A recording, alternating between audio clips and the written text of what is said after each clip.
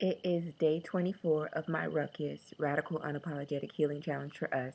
I am actually, as I'm winding down and day 30 is fastly approaching, I realized that this has been helpful for me because while this may not have been a lot of profound revelation for anybody else, for me to be able to publicly just kind of deal with where I am and a lot of the things that I got in this season of doing RUHCUS, about myself as far as how I've been trying to respond appropriately and that there is no appropriate response. However I respond is the most appropriate response, as long as I'm being authentic to where I am.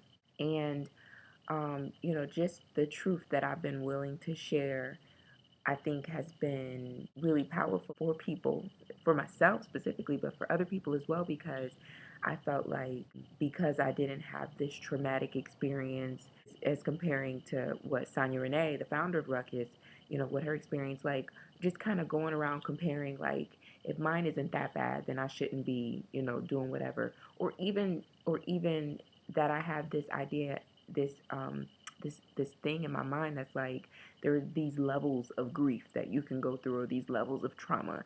But the reality is the way that something impacts you is just the way that it impacts you. Somebody else might go through the exact same thing that I've been through and not be fazed by it, or just not have the kind of response that I have had in since my breakup. But this is real for me. This is where I am. I'm not being much, putting on. I'm not being over the top, ridiculous, dramatic, any of that. It has been very devastating for me to lose my best friend in the world, and so yeah, it's been a trying season. I haven't talked a lot in my RUHCUS videos about the process, even to getting to the point that I knew that I needed to do RUHCUS, but I have expressed a little bit about just how I've lamented in this season. I've lost 70 pounds. I've written almost 40 worship songs, 5 books. I've just been more creative and productive in this past 9-10 months than I probably have in the past 9-10 years. It has been what I call the worst of times, the best of times, because it's been very difficult and trying and hurtful and painful and blah. But this is what it is. And while that's tough, it's not going to always be like this. And I'm proud of the woman that I'm becoming. I, I was talking to a girlfriend of mine, and then I'm going to be done with this video, but I was talking to a girlfriend of mine last week, and I was sharing with her my revelation that a lot of my response in life has been very appropriate because I was born and raised in a church.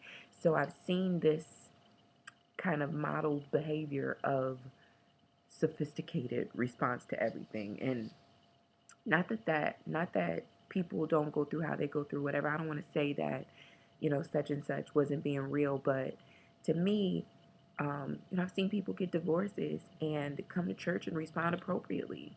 Listen, if your husband cheat on you and then leave you for your cousin, and then like the family is torn apart, you have permission to come to church and pounce yourself onto the altar. That hurts. And it doesn't say anything at all about you as a woman, as a man, as whoever, period zero. It doesn't say anything about you that when you are in pain, you respond emotionally. If I got shot, that just made me think of when Peter Parker said in Spider-Man, if you punch me, I bleed. No, what kind of situation do you have going on? That is an illness. If someone punches you, you start bleeding. What kind of punch is that? But yeah, so if you shoot me and I start crying, that is an appropriate response. If I start kicking and screaming, I know that seems extreme, but when my breakup became very real to me, I was devastated, and so I have responded very emotionally, and even still, I still have. Like today, I was at the stoplight just before I get to my house, and I just started crying. I'm just like, I really miss my best friend. I miss him. like, it sucks. I really, really miss him. And and not even like hugs and kisses. Yeah. I miss like something really funny at church happened at church today. And if we were still friends, it would have been we probably would have talked about that after church for like an hour. We would probably still be talking about that. I just I just miss our friendship, but I'm gonna make it. That's my pep myself up voice. That voice actually came from when Nikki Black, myself, and Kat McGill, two of my girlfriends in LA, went to see Prince this summer, and we started chanting everything Prince, Prince, Prince. So now you just got to talk everything that is exciting to you or of any consequence at all. You have to say it in that ridiculous high pitched voice. Prince, Prince, Prince. I didn't die. Prince, Prince, Prince. I'm not gonna die. I'm alive. Prince, Prince, Prince.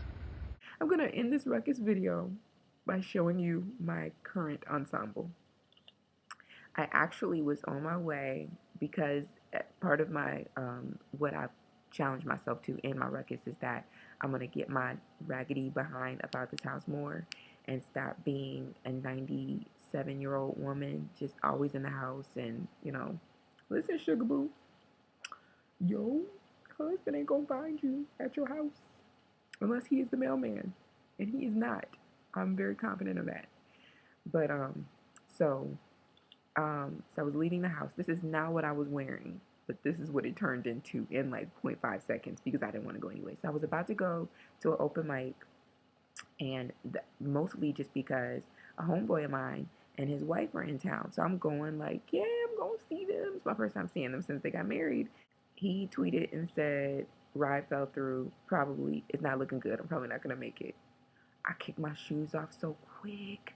I took the dress that I had on off and put these boxers on so swiftly. EbonyJanice was not trying to go nowhere. The proof of it is in what I'm about to show you. This happened in literally like 5 seconds. Pow. It's Ruckus Day 24.